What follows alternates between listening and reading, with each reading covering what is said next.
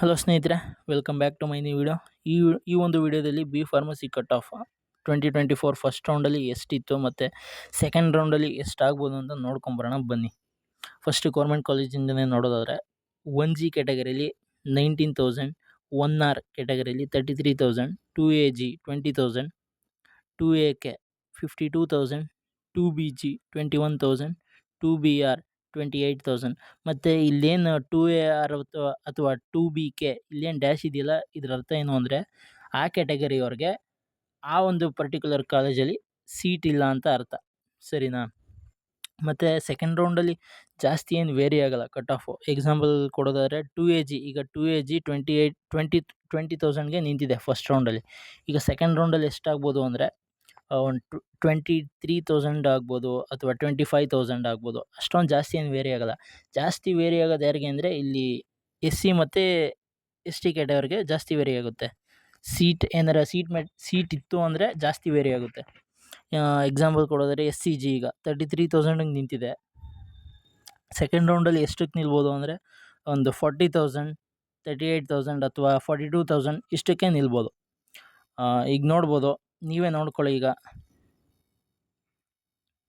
Video pause ಮಾಡಿಕೊಂಡು ನೀವೇ ನೋಡ್ಕೊಳ್ಳಿ ಕಟ್ ಆಫ್ನ.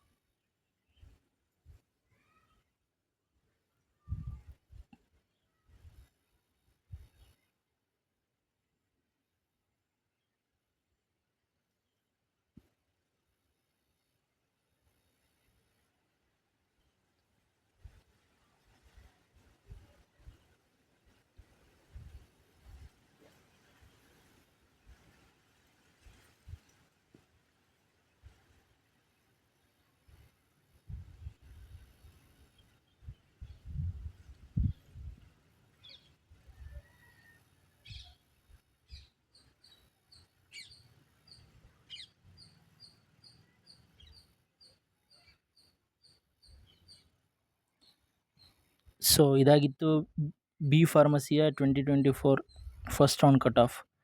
ಮತ್ತು ನಾನು ಮಾತಾಡಿದ್ದಲ್ಲಿ ಏನಾರು ಸ್ಪಷ್ಟತೆ ಇಲ್ಲ ಅಥವಾ ತಪ್ಪಿದ್ದಲ್ಲಿ ದಯವಿಟ್ಟು ಕ್ಷಮಿಸಿ. ಈ ಮುಂಬರುವ ಅಂಥ ಒಂದು ವಿಡಿಯೋಗಳಲ್ಲಿ ಇಂಪ್ರೂವ್ ಮಾಡ್ಕೋತೀನಿ ಅಂತ ಹೇಳ್ತಾ ಈ ವಿಡಿಯೋನ ಇಲ್ಲಿಗೆ ಮುಗಿಸೋಣ. ಧನ್ಯವಾದ.